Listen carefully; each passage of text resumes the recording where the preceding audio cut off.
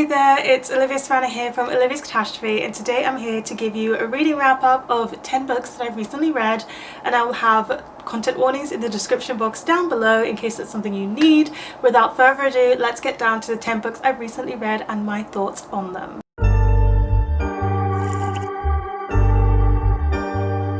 So the very first book we're going to start with is an audiobook, and I listened to this through BookBeat. I am an affiliate of BookBeat, so if you would like 60 days free listening, please use the code on the screen now, and it's also in my description box down below if you just want to click an easy link, and you'll get a 60-day free trial, and I will also get some credit from that, so it really supports this channel. And I listened to The Duke and I by Julia Quinn, which is the first book in the Bridgerton series. I decided to finally give it a go, and I really liked this. I have already watched Bridgerton, so I knew what was going to happen in this book, but I just enjoyed this way more than the TV series, and I'm going to compare it to the TV series in my review.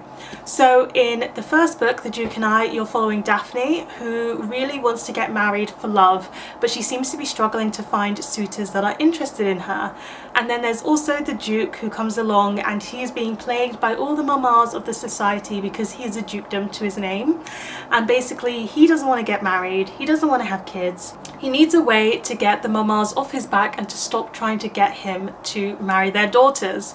Lo and behold, Daphne and him kind of cross paths, and they figure out a deal where if they fake date, it'll make Daphne look more desirable to the other suitors, and therefore she'll have more options of who she wants to marry. But it will also make it look like he is accounted for, and therefore the mamas will stop trying to get their daughters to be with him. So it works and benefits both of them. This is a historical fiction romance, by the way, and I just thought this was so much fun. It's nothing particularly groundbreaking or amazing, but I've been away from the historical romance genre for a very long time, so for me this felt like coming home. What I also really liked about this is that compared to the TV series, Daphne is a much more intelligent character to follow. She's got a firmer head on her shoulders, she's a bit more feminist than she is on the TV series, and a lot less naive as well, which I really liked about her. She felt almost like the TV series Eloise mixed with the TV series Daphne, and that's who you get in her character portrayal. As well as that, this is the Bridgerton family is a big family, and I really loved seeing all of those like big family shenanigans and dynamics and the pure chaos of the Bridgerton family when they're all together. It was really entertaining to watch, and the mother is a bit more mother hen-like and doing things her own way in society because she has that big family.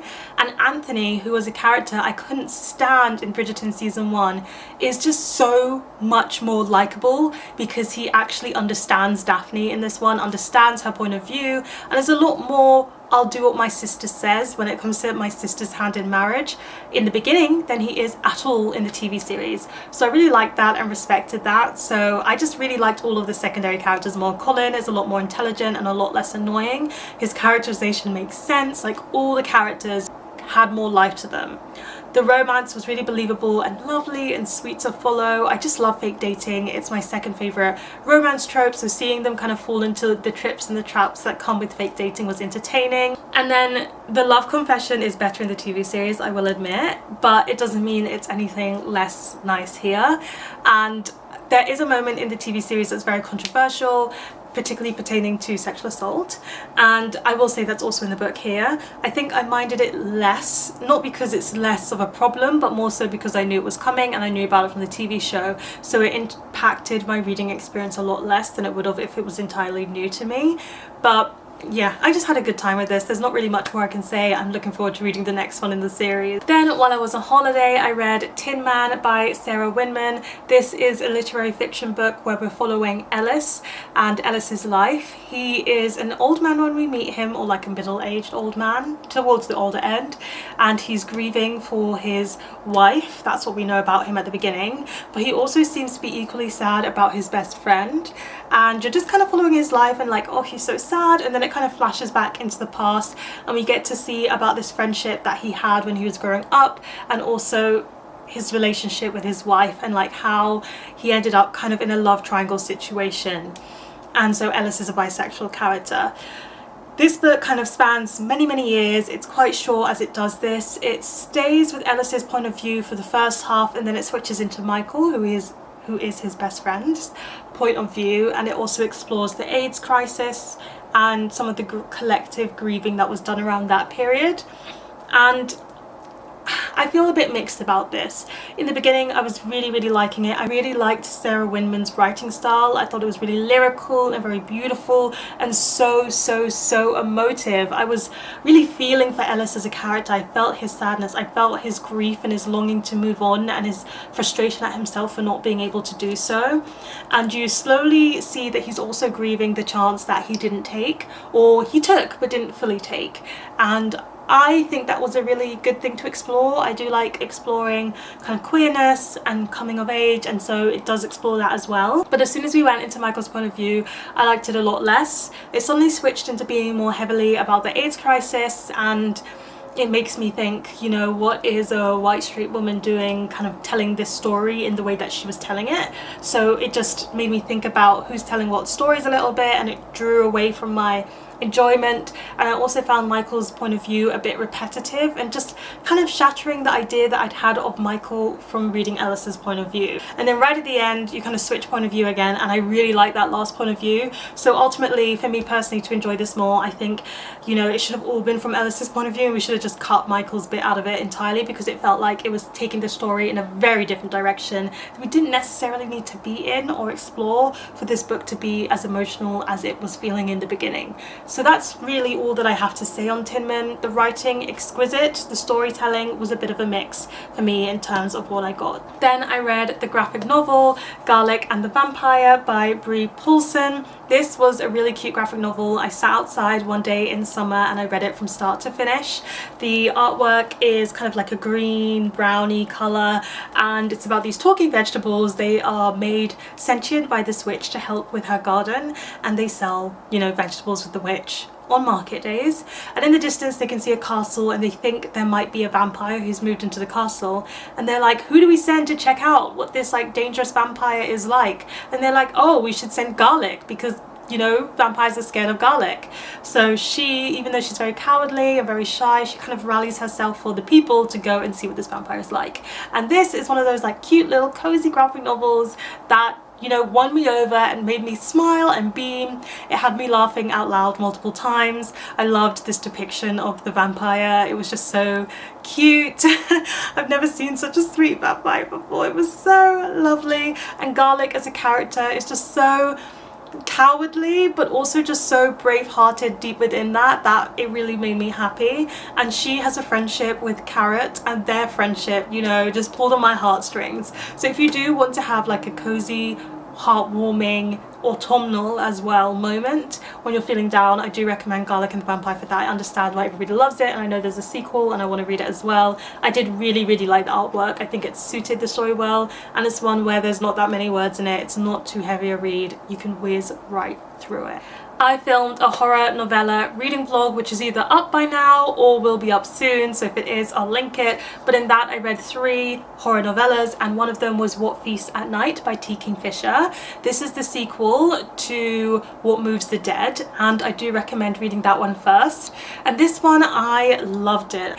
This is Kingfisher at their finest. It's got all of the tropes of Gothic writing and Gothic literature. It's a slow and steady build with a lot of atmosphere. The permeating silence in this was so thick. A lot of atmosphere building towards a crescendo of an ending. So it is one of those novellas that you need to wait for it, but when you wait for it, it's worth it.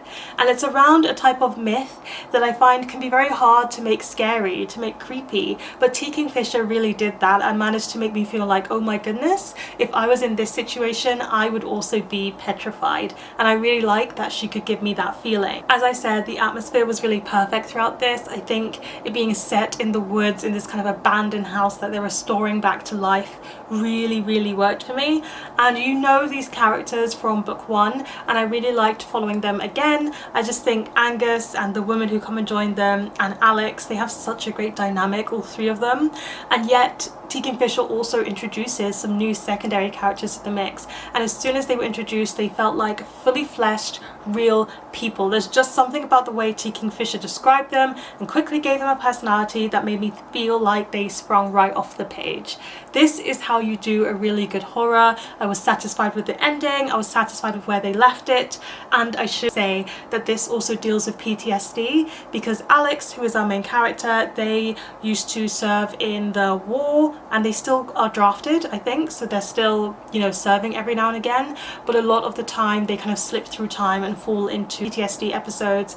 And I'm not familiar with PTSD myself, but I felt like this was really sensitively done in terms of the depiction and showed how there's a little bit of horror in PTSD as well. Moving on to discussing something lighter, I also listened to the audiobook of Drop Dead by Lily Chu. So I've read several of Lily Chu's books. I know that she's published another one since I read this one, so now I haven't read the full catalogue, but by reading this, at the time that I read it, I finished again reading Lily Chu's complete catalogue.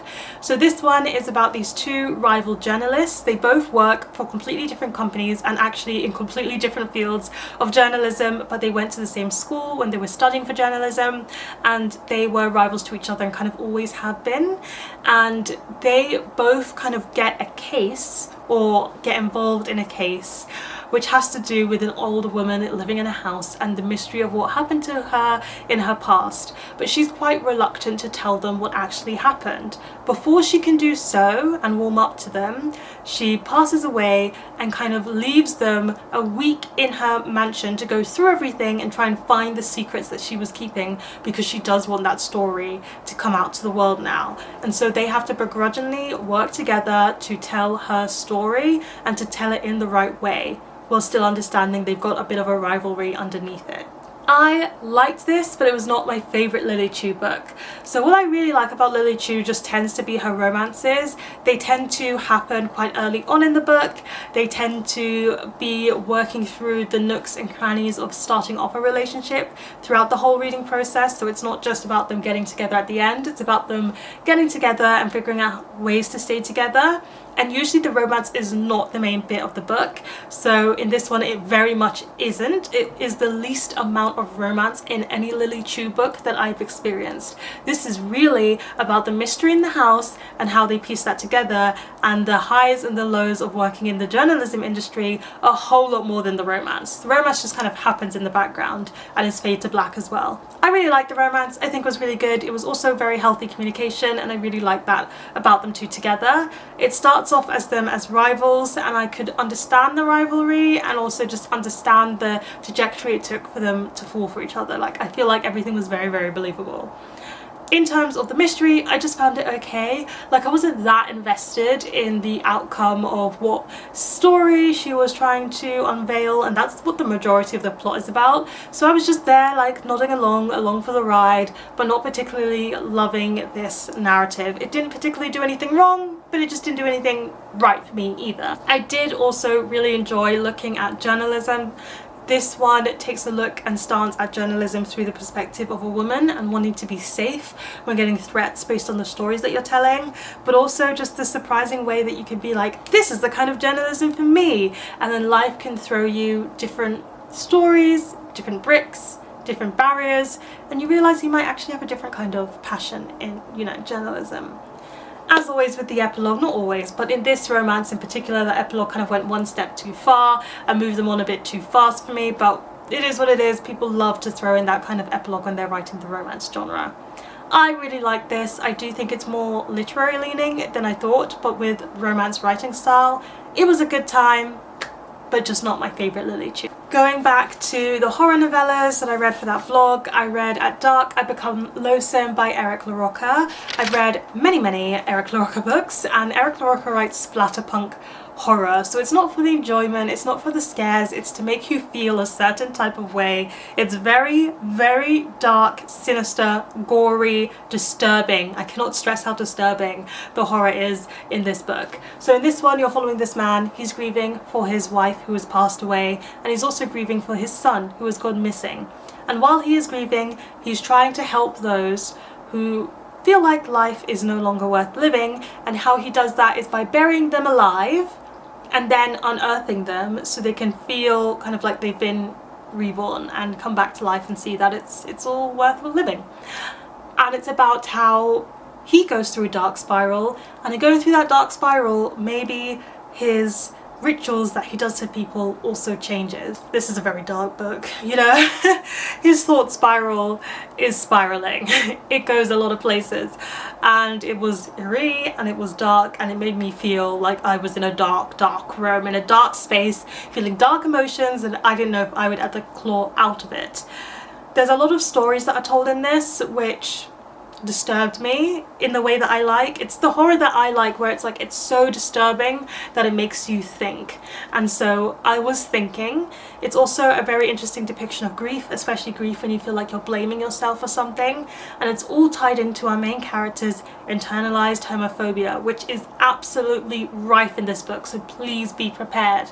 Our main character is bisexual, and he has been denying his bisexuality to himself for a very, very long time, and it discusses and explores how internalized homophobia, like the cycle of trauma and the cycle of internalized homophobia being continued due to being a parent who has not unpicked their own, and that is also in this novella.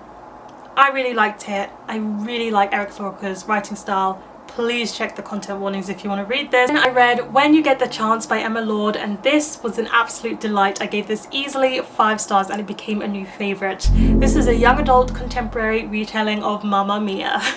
So be prepared for that.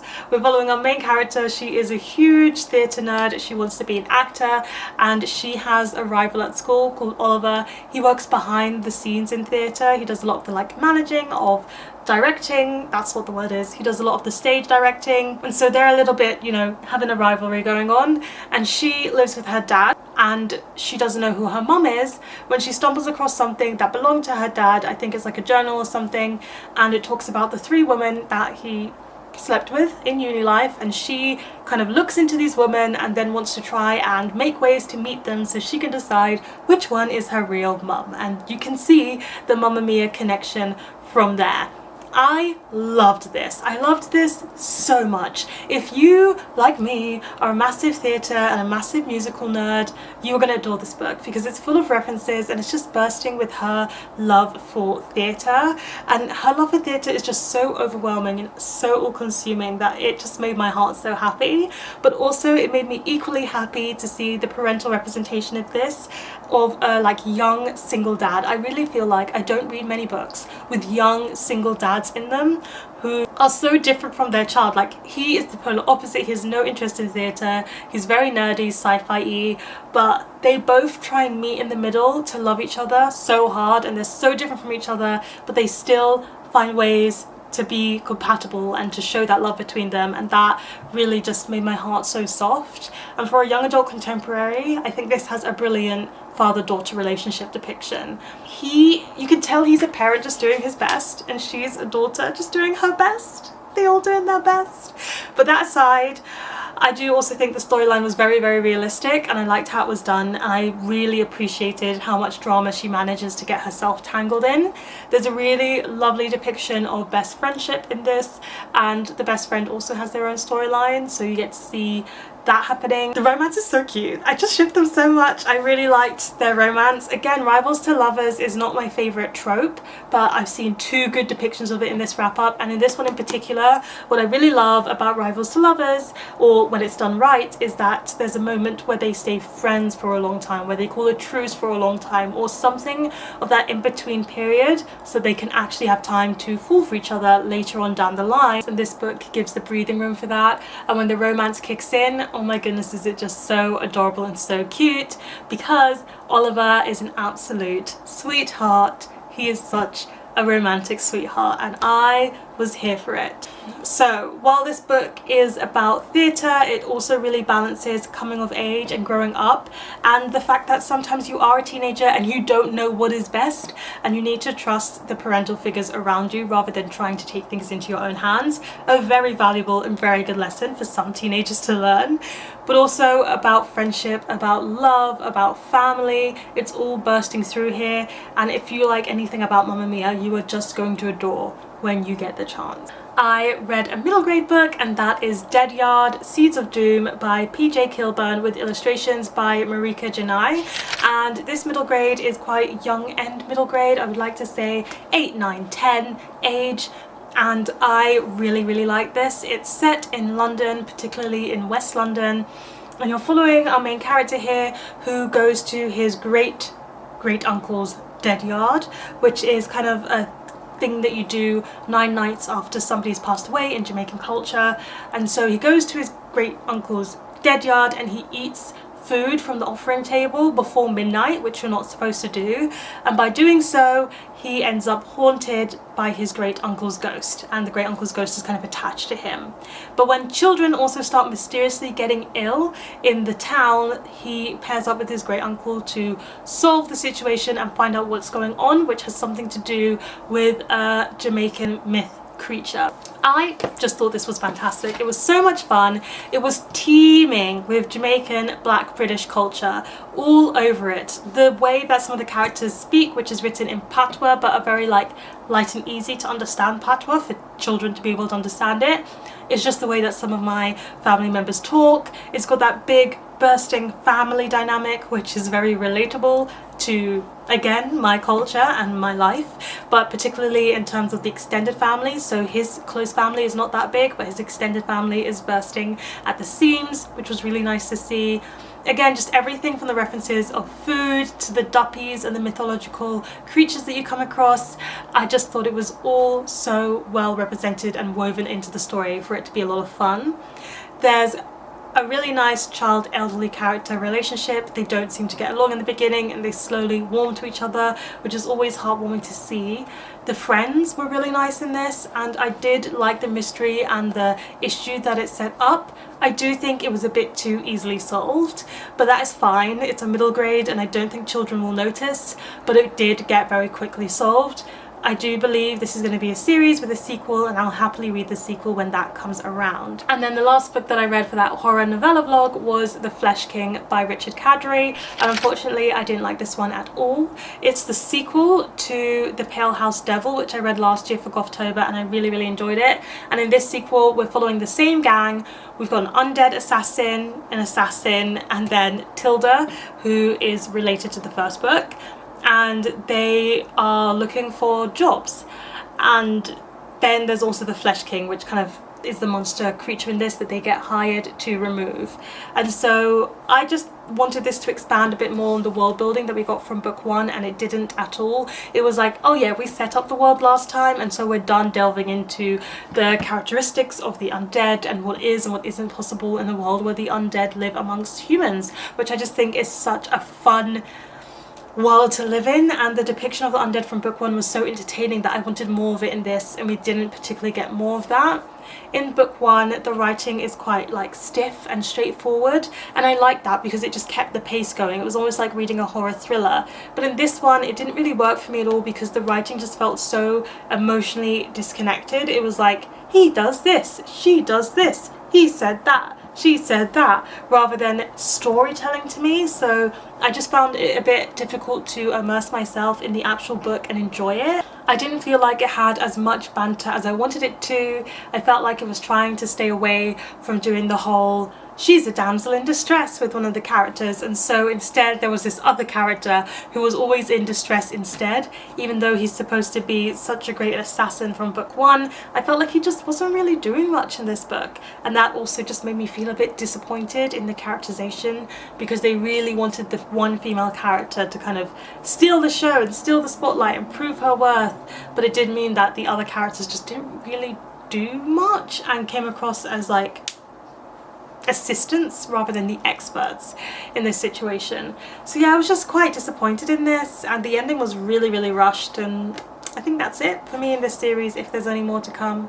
And then the last book I have here is a picture book. It's called The Night Before Diwali by Swapna, Haddow and Darshika, Varma. This is a children's picture book that's kind of a retelling or take on The Night Before Christmas, but it's The Night Before Diwali, and it's really colourful and bright. I should probably show you the inside. Yeah, I really like the artwork actually. Look at that big page. Let's do another one. Look at the grandma there. So yeah, I really like the artwork. It's really bright, colourful and lovely, and the only thing with this is that it rhymes, and the rhyme is a bit stretchy sometimes. I think rhyme can be really hard to pull off well, and it only does it half well. Sometimes the rhyme is good, sometimes the syllables are all over the place in this. So it wasn't my favourite in terms of the storytelling, but in terms of like The Night Before Diwali, it is really fun. It hits all of the like traditions and customs that people do for Diwali and the preparation that goes into it. So it is a very nice celebration of the celebration itself and the culture, but I do wish that the like rhyme had been tightened up, because that would have taken this picture book to another level. And there you have it. Those are 10 books that I've recently read and all my thoughts on them. Please let me know in the comment section down below. Have you read any of these books, or what is your favorite celebration in the year that you celebrate? Give this video a thumbs up if you enjoyed it. Hit that subscribe button if you want to see more, and don't forget to hit that notification bell to be updated every time I have a new video. And you know what they say, onwards and upwards. Excelsior!